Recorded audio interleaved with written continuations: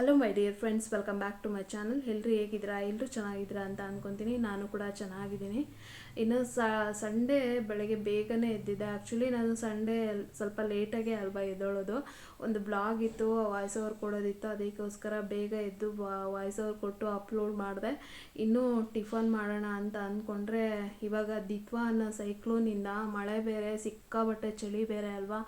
So ಹೆಂಗಪ್ಪ ಮಾಡೋದು ಅಂತೇಳಿ ಯೋಚನೆ ಮಾಡ್ತಾಯಿದ್ದೆ. ಯೂಶ್ವಲಿ ಯಜಮಾನ್ರು ಎವ್ರಿ ಸಂಡೇ ಇಲ್ಲ ಒಂದೊಂದು ಸಂಡೇ ಕ್ಯಾನ್ಸಲ್ ಆಗುತ್ತೆ, ಟಿಫನ್ ಎಲ್ಲ ತರಲ್ಲ, ಅಂದರೆ ಅವರೇ ತರ್ತಾರೆ. ಅವ್ರು ಇದ್ದಿದ್ರೆ ಇಂಥ ಟೈಮಲ್ಲಿ ತಂದು ಕೊಡೋರಲ್ಲ ಅಂತೇಳಿ ಯೋಚನೆ ಮಾಡ್ತಾ ಇದ್ದೆ. ಅವರು ಮಹಾರಾಷ್ಟ್ರ ಹೋಗಿದ್ರಲ್ವಾ, ಈ ದಾಳಿಂಬೆ ಫ್ಲ್ಯಾಟ್ ಎಲ್ಲ ಹೋಗಿ ದಾಳಿಂಬೆ ಏನೋ ಹಾರ್ವೆಸ್ಟ್ ಮಾಡಿಸಿ ಎಕ್ಸ್ಪೋರ್ಟ್ ಮಾಡಿಸ್ಬೇಕಾಗಿತ್ತು. ಸೊ ನಾನು ಎಲ್ಲಿಗೆ ಎಕ್ಸ್ಪೋರ್ಟ್ ಆಗುತ್ತೆ ಅಂತ ಕೇಳಿದೆ. ಹಿಂಗೆ ಕೆನಡಾ, ಜರ್ಮನ್ಗೆಲ್ಲ ಎಕ್ಸ್ಪೋರ್ಟ್ ಆಗುತ್ತೆ ಅಂತ ಹೇಳಿದ್ರು. ನೈಟ್ ಟೈಮು ಎಕ್ಸ್ಪೋರ್ಟ್ ಮಾಡಿಸಿ ಸ್ಯಾಟರ್ಡೇ ಒಂದು ಮಾರ್ನಿಂಗು 7 o'clock ಬಂದರು. ಟ್ಯೂಸ್ಡೇ ಹೋಗಿದ್ದು, ಸ್ಯಾಟರ್ಡೇ ಒಂದು 7 o'clock, ಮಾರ್ನಿಂಗ್ 7 o'clock ಹಂಗೆ ಬಂದು ಮತ್ತೆ ಮಧ್ಯಾಹ್ನ 12:30 ಅವರು ಅಗ್ರಿಕಲ್ಚರ್ ಓದ್ತಾ ಇದ್ರಲ್ವ, ಅವ್ರ ಬ್ಯಾಚಲ್ಲಿ ಫಸ್ಟ್ ಟೈಮ್ ಮಗಳದು ಮದುವೆ ಆಗ್ತಾಯಿದೆ ಅಂತ ಅಂದ್ಬಿಟ್ಟು ಎಲ್ಲರೂ ಕಂಪಲ್ಸರಿ ಬರಲೇಬೇಕು, ರೂಮ್ ಬುಕ್ ಆಗಿದೆ ಅಂತ ಅಂದ್ಬಿಟ್ಟು ವಿಷ್ಣು ಅಣ್ಣ ಹೇಳಿದ್ರಂತೆ. ಹಾಗಾಗಿ ಇಲ್ಲ ನಾನು ಬರಲ್ಲ ಅಂದ್ರೂ ತುಂಬ ಫೋರ್ಸ್ಫುಲಿ ಕರ್ಕೊಂಡು ಹೋದರು. ನಾನು ಕೂಡ ಅದೇ ಅಂದರೆ 9 hours ಜರ್ನಿ ಮಾಡ್ಕೊಂಡು ಬಂದು ಮತ್ತೆ ಹುಬ್ಳಿ ತುಂಬ ದೂರ ಇದೆ, ಮತ್ತೆ ಜರ್ನಿ ಮಾಡಬೇಕಾ ಬೇಡ ಅಂತ ಅಂದ್ರೂ ಏನು ಮಾಡೋದು, ಫಸ್ಟ್ ಟೈಮ್ ನಮ್ಮ ಬ್ಯಾಚಲ್ಲಿ ಮಕ್ಕಳದು ಮದುವೆ ಮಾಡ್ತಿರೋದು ಅಂತ ಅಂದ್ಬಿಟ್ಟು ಹೋದರು. ಸರಿ, ಇನ್ನು ಅವ್ರು ಸಂಡೇ ಇರಲಿಲ್ವಲ್ಲ, ಹಾಗಾಗಿ ನಾವೇ ಇಲ್ಲಿ ನಮ್ಮ ಮನೆ ಹತ್ರನೇ ಹೋಗ್ಬಿಟ್ಟು ಟಿಫನ್ ತಿಂದ್ಕೊಂಡು ಬಂದು ಹಂಗೆ ಚಿಕನ್ ತೊಗೊಂಬಂದವಾಗ ಅವರಪ್ಪ ಹೇಳಿದ್ರಂತೆ ಹಿಂದಿನ ದಿನವೇ, ಚಿಕನ್ ತೊಗೊಂಬಂದು ಕೊಡು, ನಿಮ್ಮಮ್ಮ ಮಾಡಿಕೊಡ್ತಾರೆ ಅಂತ ಹೇಳಿದ್ರಂತೆ.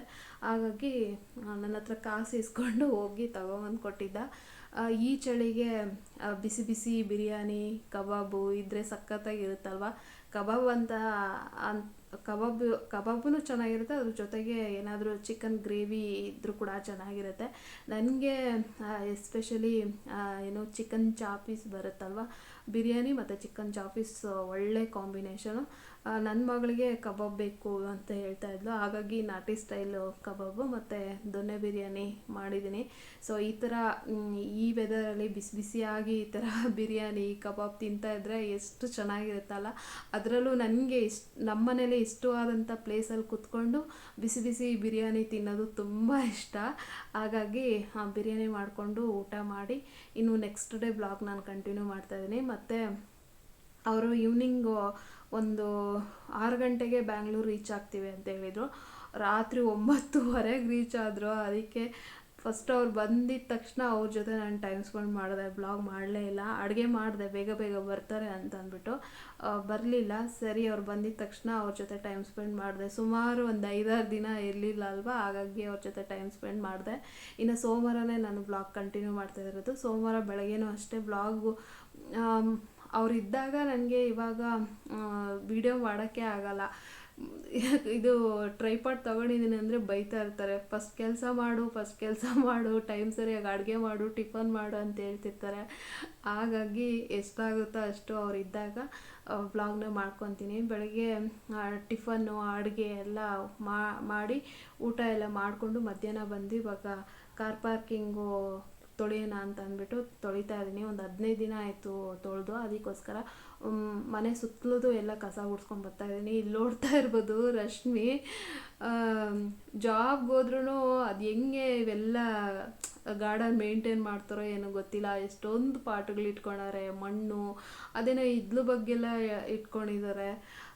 ಸೊ ನೋಡ್ತಾ ಇರ್ಬೋದು ಯಾವಾಗ ಜಾಬ್ ಮಾಡ್ಕೊತಾರೋ, ಮನೆ ಕೆಲಸ ಯಾವಾಗ ಮಾಡ್ಕೊತಾರೋ, ಈ ಗಾರ್ಡನ್ ಯಾವಾಗ ನೋಡ್ಕೊತಾರಪ್ಪ. ಇಷ್ಟೊಂದು ಪಾಟ್ಗಳು ಎಲ್ಲಿ ನೋಡಿದ್ರು ಈ ಮನೆ ಸುತ್ತು ಪಾಟ್ ಇಟ್ಕೊಂಡವ್ರೆ, ನೋಡ್ತಾ ಇರ್ಬೋದು. ಮನೆ ಒಳಗಡೆನೂ ಅಷ್ಟೇ TV ಯೂನಿಟ್ ಎಲ್ಲ ತುಂಬೋಗಿದೆ. ಮತ್ತು ಲಿವಿಂಗ್ ರೂಮಲ್ಲಿ ವಿಂಡೋಗಳಿಗೆಲ್ಲ ತಗಲಾಕ್ಕೊಂಡವ್ರೆ. ಅವರು ಮಲ್ನಾಡೋರು ಆದರೂ ಕೂಡ ಸಿಕ್ಕಾಬಟ್ಟೆ ಗಾರ್ಡನಿಂಗು ಇಷ್ಟ ನಮ್ಮ ಟೆನೆಂಟ್ ರಶ್ಮಿಗೆ. ಸೊ ಒಳಗಡೆ ಎಲ್ಲಂದರೆ ಅಲ್ಲೇ ಗ್ರೀನರಿ, ಒಂದು ತಿಂಗಳಿಗೆ 2-3 ಗಿಡ ಅಂತೂ ಬರ್ತಾನೆ ಇರುತ್ತೆ. ಸೊ ಅಷ್ಟೊಂದು ಗಿಡಗಳು ಹುಚ್ಚು ರಶ್ಮಿಗೆ. ಇವರು ಮಲ್ನಾಡ್ ಅಂದರೆ ಹೊನ್ನಾವರದವರು. ಮಲ್ನಾಡು ಅಂದರೆ ಯಾವಾಗಲೂ ಗ್ರೀನರಿ ನೋಡ್ತಾ ಇದ್ರು, ಇವರಿಗೆ ಗ್ರೀನರಿ ಎಷ್ಟು ಇಷ್ಟ ಅಲ್ಲ ಅಂತ ಅಂದ್ಕೊಂಡು ಸೊ ಹಂಗೆ ಕ್ಲಿಪ್ಪಿಂಗ್ಸ್ ಮಾಡಿಕೊಂಡೆ. ಯಾವ ಕಡೆ ನೋಡಿದ್ರು ಪಾಟು, ಯಾವ ಕಡೆ ನೋಡಿದ್ರು ಪಾಟೆ. ಇಲ್ಲಿ ನೋಡ್ತಾ ಇರ್ಬೋದು, ಆ ಬೈಕ್ ಮುಂದೆಗಡೆನೂ ಅದಷ್ಟಕ್ಕೂ ಅವರೇ ಇಟ್ಕೊಂಡವ್ರೆ, ಮತ್ತು ಇಲ್ಲಿ ವಿಂಡೋ ಹತ್ರ ಎಲ್ಲ ಇಟ್ಕೊಂಡವ್ರೆ, ಮತ್ತು ಸೈಡಲ್ಲೆಲ್ಲ ಖಾಲಿ ಪಾಟುಗಳು, ಮತ್ತು ಏನೋ ಕೊಕೊಫಿಟ್ಟದು ಅದು ತೆಂಗಿಂದು ನಾರು ಬರುತ್ತಲ್ವ ಅದು ಇಟ್ಕೊಂಡವ್ರೆ, ಮತ್ತು ಈ ಸೈಡ್ ಕಿಟಕಿಲೆಲ್ಲ ಇಟ್ಕೊಂಡವ್ರೆ.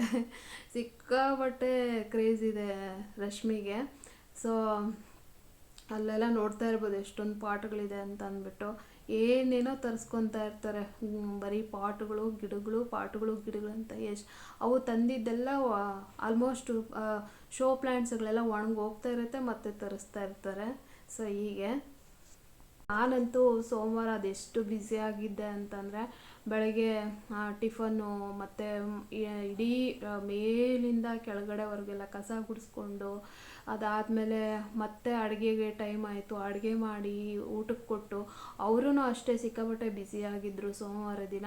ಅವರಿಗೆ ಅಕ್ಷಯ ಪಾತ್ರ ಮೀಟಿಂಗು, ಅಂದರೆ ಇಸ್ಕಾನ್ದು ಅಕ್ಷಯ ಪಾತ್ರದ ಮೀಟಿಂಗ್ ಬೇರೆ ಇತ್ತು. ಒಂದು 2-3 ಮೀಟಿಂಗ್ಸು ಅವ್ರಿಗೂ. ಇಬ್ಬರೂ ಅಷ್ಟೇ 6 ಗಂಟೆ ಆದ್ರೂ ಇನ್ನೂ ಸ್ನಾನ ಮಾಡಿರಲಿಲ್ಲ.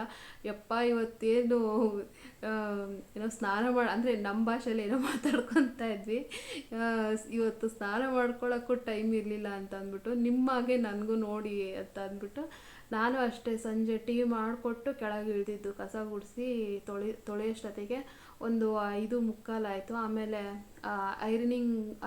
ಐರನಿಗೆ ಕೊಟ್ಟಿತ್ತು ಬಟ್ಟೆಗಳೆಲ್ಲ, ಹಂಗೆ ಗಾಡಿನೂ ಹೊರಗಡೆ ಹಾಕಿದ್ದೆ. ಸೊ ಇದನ್ನೆಲ್ಲ ತೊಳೆದ್ಬಿಟ್ಟು ಹೋಗಿ ಬಟ್ಟೆ ಇಸ್ಕೊಂಬಂದು ಗೀಝರ್ ಆನ್ ಮಾಡಿಬಿಟ್ಟು ಮತ್ತೆ ಬಟ್ಟೆಗಳೆಲ್ಲ ಅವ್ರದ್ದು ಐರನ್ ಆಗಿರೋವಂಥದ್ದು ಟೀ ಶರ್ಟ್ಸು ಮತ್ತು ಫಾರ್ಮಲ್ ಶರ್ಟ್ಸು ಪ್ಯಾಂಟು ಎಲ್ಲನೂ ಇವಾಗ ಜೋಡಿಸ್ತಾ ಇದ್ದೀನಿ.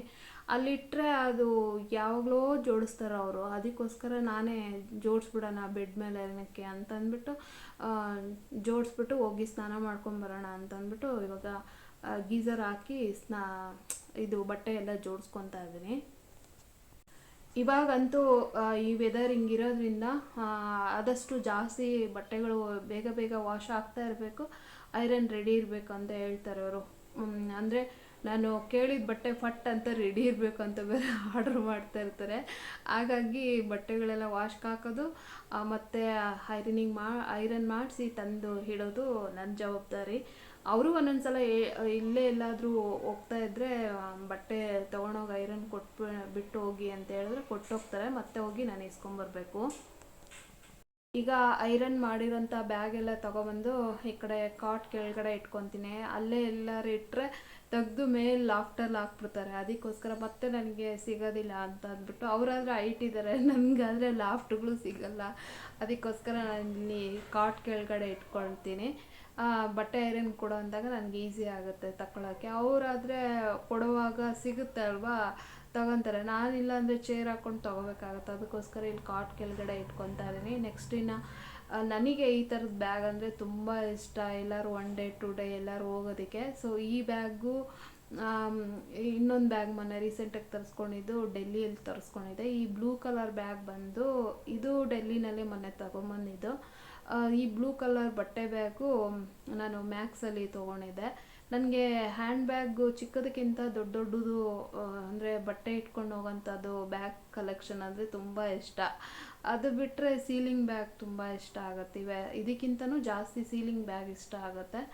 ಸೊ ನಾವು ಬ್ಯಾಗ್ಗಳೆಲ್ಲ ಅದರೊಳಗಡೆ ಇಟ್ಟು ಸ್ನಾನ ಮಾಡ್ಕೊಂಬಂದೆ. ಒಂದು 6:15 6:45 ಆಗಿತ್ತು ಆಗಲೇ. ಅದಕ್ಕೋಸ್ಕರ ಆ್ಯಕ್ಚುಲಿ ಏರ್ ಕೇರ್ ಮಾಡ್ಕೊಬೇಕು ಅಂತ ಅಂದ್ಬಿಟ್ಟು ಸೋಮವಾರ ದಿನ ನಾನು ಹೆಂಗೂ ಪೂಜೆ ಮಾಡಲ್ಲ ಅಲ್ವಾ, ಹಾಗಾಗಿ ಹೂವು ದಾಸವಾಳ ಹೂವು ಎಲೆ ಮತ್ತು ಅಲೋವೆರಾ ಎಲ್ಲ ಕಿತ್ಕೊಂಬಂದು ಇಟ್ಟಿದ್ದೆ. ಆದರೆ ಈ ಕೆಲಸಗಳ ಮಧ್ಯೆ ಬೆಳಗ್ಗೆ ಬೇಗ ಬೇಗ ಅಡುಗೆ ಮಾಡಬೇಕು, ಟಿಫನ್ ಮಾಡಬೇಕು, ಮನೆ ಕೆಲಸಗಳು, ಅದಕ್ಕೆ ನನಗೆ ರುಬ್ಬಿ ಹಚ್ಕೊಳ್ಳೋಕ್ಕೆ ಟೈಮ್ ಆಗಲಿಲ್ಲ. ರುಬ್ಬಿ ಹಚ್ಕೋಬೇಕಂದ್ರೆ ಸುಮಾರು 2-3 ಅವರ್ ಅದಕ್ಕೆ ಬೇಕಾಗುತ್ತೆ, ಅದಕ್ಕೋಸ್ಕರ ಹಚ್ಕೊಳ್ಳಿಲ್ಲ. ಬರೀ ತಲೆಗೆ ಎಣ್ಣೆ ಹಚ್ಕೊಂಡ್ಬಿಟ್ಟಿದ್ದೆ ಆ್ಯಕ್ಚುಲಿ ಸ್ನಾನ ಮಾಡೋಣ ಅಂತ ಅಂದ್ಬಿಟ್ಟು ಸೋಮವಾರ, ಆದರೆ ಆಗಲಿಲ್ಲ. ಅದಕ್ಕೆ ನೆಕ್ಸ್ಟ್ ಡೇ ನಾನು ಮಂಗಳವಾರ ದಿನ ಹಚ್ಕೊಳ್ಳೋಣ ಅಂತ ಅಂದ್ಬಿಟ್ಟು ಇವಾಗ ಬೆಳಗ್ಗೆ ಟಿಫನ್ಗೆ ಇದು ಆಮ್ಲೆಟು ಮತ್ತು ಇದು ಗೋಬಿ ಫ್ರೈ ಮಾಡಿದ್ದೆ ಟಿಫನ್ಗೆ ಅಂತ ಅಂದ್ಬಿಟ್ಟು ತಿಂದ್ಬಿಟ್ಟು, ಅದಾದಮೇಲೆ ಬೇಗನೆ ಅಡುಗೆ ಮಾಡಿದೆ. ಮಜ್ಜಿಗೆ ಹುಳಿ ಮಾಡಿಬಿಟ್ಟು ರೈಸ್ ಮಾಡಿ ಊಟ ಮಾಡಿ ಒಂದು ಹಾಫ್ ಆನ್ ಅವರ್ ಹಾಗೆ ಕೂತಿದ್ದು. ಅದಾದಮೇಲೆ ಇವಾಗ ಎಲ್ಲ ದಾಸವಾಳ ಹೂವು ಎಲೆ, ಅಲೋವೆರಾ ಮತ್ತು ಮೊಸರು ಹಾಕಿ ರುಬ್ಬಿ, ಅದಾದಮೇಲೆ ಏನೋ ಪೌಡರ್ಗಳಿರುತ್ತಲ್ವ ನನ್ನ ಹತ್ರ, ಭೃಂಗರಾಜ್ ಪೌಡರು ಮತ್ತು ಆಮ್ಲ ಪೌಡರು, ಸೀಗೆಕಾಯಿ ಪೌಡರು, ಸೊ ಇವೆಲ್ಲ ಪೌಡರ್ಗಳು ಹಾಕಿ ಮಿಕ್ಸ್ ಮಾಡಿಕೊಂಡು ಇವಾಗ ಆರಾಮಾಗೆ ಬಂದು ಕುತ್ಕೊಂಡು ಹಚ್ಕೊತಾ ಇದ್ದೀನಿ. ಇವಾಗಂತೂ ವಿಂಟರ್ ಸೀಸನಲ್ಲಿ ಏರು ಮತ್ತು ಸ್ಕಿನ್ನು ತುಂಬಾ ಆರೈಕೆ ಮಾಡಬೇಕು, ಇಲ್ಲ ಅಂದರೆ ಸಿಕ್ಕಾಪಟ್ಟೆ ಏರ್ ಫಾಲ್ ಆಗೋಗ್ಬಿಡುತ್ತೆ, ಮತ್ತು ಏರ್ ಗ್ರೋತ್ ಆಗಬೇಕಂದ್ರೆ ಕಷ್ಟ ಅಲ್ವಾ. ಹಾಗಾಗಿ ಮತ್ತು ಸ್ಕಿನ್ ಕೇರ್ ಕೂಡ ಅಷ್ಟೇ, ಸ್ಕಿನ್ನೆಲ್ಲ ಒಡೆದು ಒಂಥರ. ಇವಾಗ ಸೀಸನಲ್ಲಿ ನಮ್ಮ ಕಲರ್ ಬಂದು ಕಾಗೆ ಬಣ್ಣ ಬರುತ್ತೆ ಅಂತೇಳಿ ನಮ್ಮ ಅಜ್ಜಿ ಹೇಳ್ತಾ ಇದ್ರು. ಸೊ ಚಳಿಗಾಲದಲ್ಲಿ ಸ್ಕಿನ್ನೆಲ್ಲ ಕಪ್ಪಾಗುತ್ತೆ, ಕಾಗೆ ಬಣ್ಣ ಬರುತ್ತೆ, ಮತ್ತು ಬೇಸಿಗೆ ಬಂದಾಗ ಬಣ್ಣ ಚೇಂಜ್ ಆಗುತ್ತೆ ಅಂತೆಲ್ಲ ಹೇಳೋರು. ಸೊ ಹಾಗಾಗಿ ಸ್ಕಿನ್ ಕೇರು ಮತ್ತು ಹೇರ್ ಕೇರು ವಿಂಟರ್ ಸೀಸನಲ್ಲಿ ತುಂಬಾ ಇಂಪಾರ್ಟೆಂಟು. ಅದಕ್ಕೋಸ್ಕರ ಆರಾಮಾಗೆ ಕೂತ್ಕೊಂಡು ಇವಾಗ ಜಾಸ್ತಿ ದಾಸವಾಳ ಹೂವು ಹಾಕ್ಬಿಟ್ಟಿದೆ, ಹಾಗಾಗಿ ಕಲರ್ ಒಂಥರ ಪಿಂಕಿಶ್ ಆಗಿದೆ. ಸೊ ಇವಾಗ ಹಚ್ಕೊತಾ ಇದ್ದೀನಿ. ತುಂಬಾ ಕಂಟ್ರೋಲ್ ಆಗುತ್ತೆ. ಜಾಸ್ತಿ ಹೇರ್ ಫಾಲ್ ಆಗ್ತಾಯಿದ್ರೆ ಇದನ್ನು ಹಚ್ಕೊಂಡ್ರೆ ಬೇಗ ಹೇರ್ ಫಾಲ್ ಕಂಟ್ರೋಲ್ ಆಗುತ್ತೆ. ಇನ್ನೂ ಕಂಟ್ರೋಲ್ ಆಗಲಿಲ್ಲ ಅಂದರೆ ಡಾಕ್ಟ್ರ್ ಹತ್ರ ತೋರಿಸ್ಕೊಳ್ಳಬೇಕು. ಅಂದರೆ ಇದೆಲ್ಲ ಹಚ್ಚಿದ್ರೂ ಇನ್ನೂ ಉದುರ್ತಾ ಇದೆ ಅಂತಂದರೆ ಹೋಗಿ ಡಾಕ್ಟ್ರನ್ನ ಕನ್ಸಲ್ಟೇಷನ್ ಮಾಡಬೇಕು. ಇಲ್ಲಾಂದರೆ ಮತ್ತೆ ಹೇರ್ ಗ್ರೋತು ತುಂಬ ಕಷ್ಟ. ಅದಕ್ಕೋಸ್ಕರ ಇರೋ ಕೂದಲನ್ನ ಉಳಿಸ್ಕೊಳಕ್ಕೆ ನೋಡಬೇಕು. ಸುಮ್ಮನೆ ಹಚ್ಕೊಳ್ಳೋಣ ಬಿಡು ಅಂತೇಳಿ ಹೇರ್ ಫಾಲ್ ಆಗ್ತಾ ಇತ್ತು ಅಂದರೆ ಕೂದಲೆಲ್ಲ ಹೊರಟೋಗ್ಬಿಡುತ್ತೆ. ಹಾಗಾಗಿ ಅಟ್ಲೀಸ್ಟ್ ವಿಂಟರ್ ಸೀಸನಲ್ಲಿ ಸ್ವಲ್ಪ ಒಂದು 20 ಮಿನಿಟ್ಸ್ ಆದ್ರೂ ಏನಾದರೂ ಈ ಥರ ಹೇರ್ ಮಾಸ್ಕ್ ಹಾಕ್ಕೊಂಡ್ರೆ ಕೂದಲು ಫ್ರಿಝಿ ಆಗಿರಲ್ಲ, ಡ್ರೈ ಆಗಿರಲ್ಲ, ಮತ್ತು ಹೇರ್ ಫಾಲ್ ಆಗಲ್ಲ. ಹಾಗಾಗಿ ಒಂದು ಸ್ವಲ್ಪ ವಿಂಟರ್ ಸೀಸನಲ್ಲಿ ನಾವು ಹೇರು ಮತ್ತು ಸ್ಕಿನ್ನ ಆರೈಕೆ ಮಾಡಲೇಬೇಕು. ಅದಕ್ಕೋಸ್ಕರ ಇವತ್ತು ಮಂಗಳವಾರದ ದಿನ ನಾನು ಫ್ರೀಯಾಗಿ, ಅಂದರೆ ಒಂದು ಸ್ವಲ್ಪ ಅವರು ಆಫೀಸ್ಗೆಲ್ಲ ಹೊರಟ್ರೆ ನನಗೆ ಫ್ರೀ ಆಗಿಬಿಡ್ತೀನಿ, ಆವಾಗ ಇದೆಲ್ಲ ಹಚ್ಕೊಳಕ್ಕೆ ಸರಿ ಹೋಗುತ್ತೆ ಅಂತ ಅಂದ್ಬಿಟ್ಟು ಮಧ್ಯಾಹ್ನ ಊಟ ಮುಗಿಸ್ಕೊಂಡು ಹೋದ್ರು ಅವರು.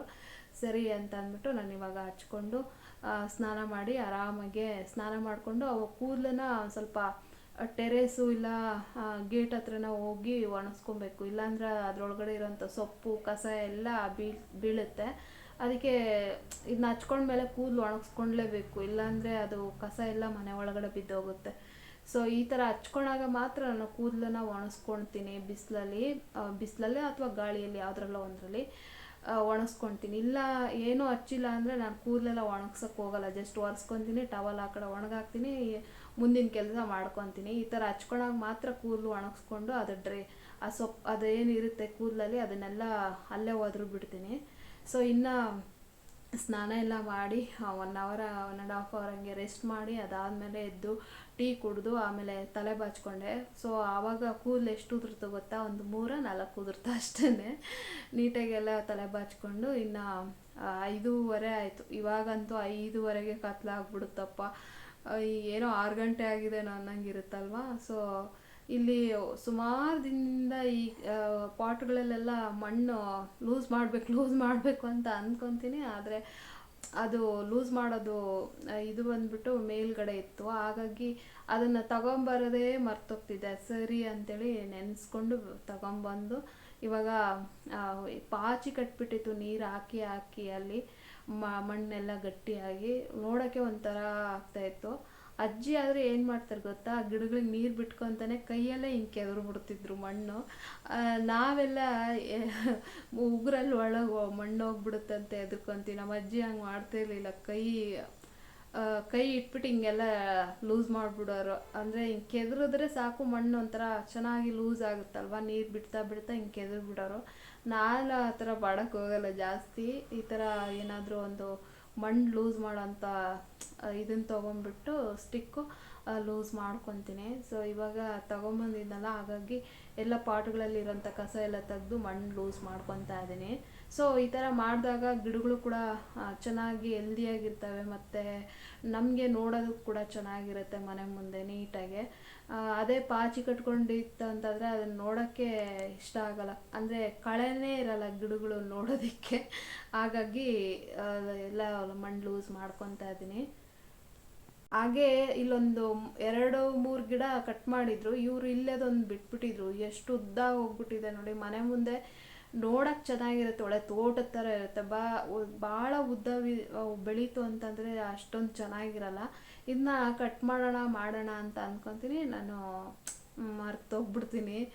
ಸೊ ಇವ್ರಿಗೆ ಯಾವಾಗಾದ್ರು ನೆಕ್ಸ್ಟ್ ಟೈಮು ಈ ಸ್ಟೆಪ್ಸ್ ಮೇಲೆ ಒಂದು ಗಿಡ ಇದೆ ಅಲ್ವಾ, ಆ ಬಾಳೆ ಎಲೆ ಥರದ್ದು, ಅದು ಅಷ್ಟೇ ಜಾಸ್ತಿ ಸ್ಟೆಮ್ ದಪ್ಪ ಆಗಿಬಿಟ್ಟು ನಿಲ್ತಾನೆ ಇಲ್ಲ, ಗಾಳಿಗೆ ಬಿದ್ದು ಹೋಗ್ತದೆ. ಅದನ್ನು ಕಟ್ ಮಾಡಿ ಗಿಡ ಅಂತ ಹೇಳೋಣ ಅಂತ ಅಂದ್ಕೊಂಡಿದ್ದೀನಿ. ಪಾಪ ಚಿಕ್ಕ ಪಾಟ್, ಇನ್ನೆಷ್ಟು ಅಷ್ಟು ದೊಡ್ಡದು ಬೆಳೆದಿರೋದೇ ಗ್ರೇಟು. ಹಾಗಾಗಿ ಬಿದ್ದು ಹೋಗ್ತಾ ಇರುತ್ತೆ ಅದು ಗಿಡ ದೊಡ್ಡದಾಗಿರೋದ್ರಿಂದ. ಅದಕ್ಕೆ ಅದು ದೊಡ್ಡದಾಗಿರೋ ಏನೋ ಆ ಸ್ಟೆಮ್ನ ಕಟ್ ಮಾಡಿಬಿಡಿ ಅಂತ ಹೇಳಿದ್ದೀನಿ ಇವ್ರಿಗೆ. ಸೊ ಒಂದಿನ ಗೊಬ್ಬರ ಔಷಧಿ ಎಲ್ಲ ಹೊಡೆಯುವಾಗ ಎಲ್ಲ ಕಟ್ ಮಾಡ್ತೀನಿ ಅಂತ ಹೇಳಿದ್ರು. ಸರಿ ಅಂತ ಹೇಳಿದೆ. ಇವಾಗ ಜಾಸ್ತಿ ಏನು ಗಲೀಜಿರಲಿಲ್ಲ, ಜಸ್ಟ್ ಮಣ್ಣು ಲೂಸ್ ಮಾಡೋದಿತ್ತು ಅಷ್ಟೇ. ಸೊ ಎಲ್ಲ ಕ್ಲೀನ್ ಮಾಡಿದ್ದಾದಮೇಲೆ ಇವಾಗ ಕಸ ಎಲ್ಲ ಡಸ್ಟ್ಬಿನ್ಗೆ ಹಾಕ್ಬಿಟ್ಟು ಒಂದು ಸ್ವಲ್ಪ, ನಾನು ಮಧ್ಯಾಹ್ನ ಸ್ನಾನ ಮಾಡಿದ್ಮೇಲೆ ಸ್ಕಿನ್ಗೆ ಏನೂ ಹಚ್ಕೊಂಡಿರಲಿಲ್ಲ, ಹಂಗೆ ಬಿಟ್ಕೊಂಡ್ಬಿಟ್ಟಿದ್ದೆ. ಟೆರೇಸ್ ಮೇಲೆ ಆ ಬೆಡ್ರೂಮಲ್ಲೇ ಇದ್ದೆ, ಸ್ವಲ್ಪ ತಲೆ ರೆಸ್ಟ್ ಮಾಡ್ಕೊಂಡ್ಬಂದೆ, ಏನೂ ಹಚ್ಚಿರಲಿಲ್ಲ. ಅದಕ್ಕೋಸ್ಕರ ಇವಾಗ ಹೆಂಗೋ ಬೆಳಗ್ಗೆ ಏರ್ ಕೇರ್ ಆಗಿತ್ತು, ಇವಾಗ ಸ್ಕಿನ್ ಕೇರ್ ಮಾಡ್ಕೊಳ್ಳೋಣ ಅಂತ ಅಂದ್ಬಿಟ್ಟು ಇವಾಗ ಒಳಗಡೆ ಬಂದು ಕಸ ಎಲ್ಲ ಡಸ್ಟ್ಬಿನ್ಗೆ ಹಾಕಿ, ಇವಾಗ ಇದಕ್ಕೆ ಫೇಸ್ ಪ್ಯಾಕಿಗೆ ಅಕ್ಕಿ ಹಿಟ್ಟು, ಮೊಸರು ಮತ್ತು ಕಾಫಿ ಪೌಡರು ಮತ್ತು ಹನಿ ಹಾಕ್ಕೊಂಡು ಮಿಕ್ಸ್ ಮಾಡ್ಕೊತಾ ಇದ್ದೀನಿ. ಏರ್ ಕೇರ್ ಮಾಡ್ಕೊಂಡಾಗ ಸ್ಕಿನ್ ಕೇರ್ ಕೂಡ ಮಾಡ್ಕೊಂಡ್ಬಿಡೋಣ. ಮತ್ತು ಅದರಲ್ಲೂ ಈವ್ನಿಂಗ್ ಟೈಮ್ ಏನಾದ್ರು ಮಾಡಿಕೊಂಡ್ರೆ ನೈಟೆಲ್ಲ ನಾವು ನಿದ್ದೆ ಚೆನ್ನಾಗಿ ಮಾಡ್ತೀವಲ್ಲ, ಬೆಳಗ್ಗೆ ಫೇಸು ಚೆನ್ನಾಗಿರುತ್ತೆ ಅಂತ ಅಂದ್ಬಿಟ್ಟು ಸೊ ಇವಾಗ ಇನ್ನೆಲ್ಲ ನೀಟಾಗಿ ಮಿಕ್ಸ್ ಮಾಡಿಕೊಂಡು ಹಚ್ಕೊತಾ ಇದ್ದೀನಿ. ಅಟ್ಲೀಸ್ಟು ನಮಗೆ ನಾವು ಟೈಮ್ ಕೊಟ್ಕೊಳ್ಳೇಬೇಕಲ್ವಾ ಇವಾಗ ಅಂತೂ ಈ ವೆದರ್ಗೆ. ಅದಕ್ಕೋಸ್ಕರ ನನಗಂತೂ ಪಾರ್ಲರ್ಗೆ ಹೋಗೋಕ್ಕೆಲ್ಲ ಟೈಮೂ ಇರಲ್ಲ. ಸೊ ಮತ್ತು ನನಗೆ ಮಾಡಿಸ್ಕೊಳಕ್ಕೆ ಇಷ್ಟನೂ ಇರಲ್ಲ. ಅದಕ್ಕೋಸ್ಕರ ಜಾಸ್ತಿ ಹೋಮ್ ರೆಮಿಡಿನೇ ನಾನು ಮಾಡ್ಕೊಳ್ಳೋದು. ಸೊ ಸಾಕು ನನಗೆ ಇಷ್ಟೇ ಅಂತ ಅನಿಸುತ್ತೆ. ಪಾರ್ಲರ್ಗೆ ಹೋಗಿ ಮಾಡಿಸ್ಕೊಳ್ಳೋಷ್ಟು ನನಗೆ ಇಷ್ಟ ಆಗಲ್ಲ. ಹಾಗಾಗಿ ನನಗೆ ನನ್ನ ಸ್ಕಿನ್ ಕೇರು, ನನ್ನ ಏರ್ ಕೇರು ನಾನೇ ಮಾಡ್ಕೋಬೇಕಂತ ಇಷ್ಟ. ಮತ್ತು ನಾನು ಬ್ಯೂಟಿಷಿಯನ್ ಬೇರೆ ಆಗಬೇಕಂತ ಇತ್ತಲ್ವ, ಹಂಗಾಗಿ ನನಗೆ ನಾನೇ ಮಾಡ್ಕೊಳ್ಳೋಕ್ಕೆ ಇಷ್ಟ ಆಗುತ್ತೆ. ಅದಕ್ಕೋಸ್ಕರ ಮನೆಯಲ್ಲೇ ನಾನು ಜಾಸ್ತಿ ಮಾಡ್ಕೊತಾ ಇರ್ತೀನಿ. ಆದರೆ ನೀವು ಕಂಜೂಸ್ ಪದ್ಮ ಅಂತ ಅಂದ್ಕೊಬೋದು, ಹಂಗಂತ ಅಲ್ಲ. ನಾನು ಮದುವೆ ಆದಾಗಿಂದ ಅವರು ಪ್ರೈವೇಟ್ ಸೆಕ್ಟರಲ್ಲಿ ಕೆಲಸ ಮಾಡಬೇಕಾದಾಗಿಂದ ನೋಡ್ತಾ ಇದ್ದೀನಿ. ನಮ್ಮನ್ನು ಬಿಟ್ಟು 3 ದಿನ 4 ದಿನ ಮಳೆ ಅಂದೆ, ಬಿಸಿಲು ಅಂದೆ, ಗಾಳಿ ಅಂದೆ ಸಂಪಾದನೆ ಮಾಡ್ಕೊಂಬಂದಿರೋದನ್ನ ನನಗೆ ಈ ಥರ ಎಲ್ಲ ಖರ್ಚು ಮಾಡೋಕ್ಕೆ ಇಷ್ಟ ಆಗಲ್ಲ. ಅದಕ್ಕೋಸ್ಕರ ಮನೇಲೇ ಎಲ್ಲ ಇರುತ್ತಲ್ವ, ಮಾಡ್ಕೊತೀನಿ. ಸೊ ಹಾಗಾಗಿ ನಾನು ಈ ಥರದ್ದು ಅವ್ರ ದುಡ್ಡೆಲ್ಲ ಏನೋ ಹಾಳು ಮಾಡೋಕ್ಕೆ ಇಷ್ಟ ಆಗಲ್ಲ. ಅದಕ್ಕೋಸ್ಕರ ಮನೆಯಲ್ಲೇ ಮಾಡ್ಕೊತೀನಿ. ಸೊ ನೋಡ್ತಾ ಇರ್ಬೋದು, ಇವಾಗ ಫೇಸ್ ವಾಶ್ ಮಾಡ್ಕೊಂಬಂದಿದ್ದೀನಿ. ಇಮ್ಮಿಡಿಯೇಟ್ ಗ್ಲೋ ಬರುತ್ತೆ ಫೇಸ್ ಅಂತೂ, ಅಕ್ಕಿ ಹಿಟ್ಟು ಮತ್ತು ಕಾಫಿ ಪೌಡರು.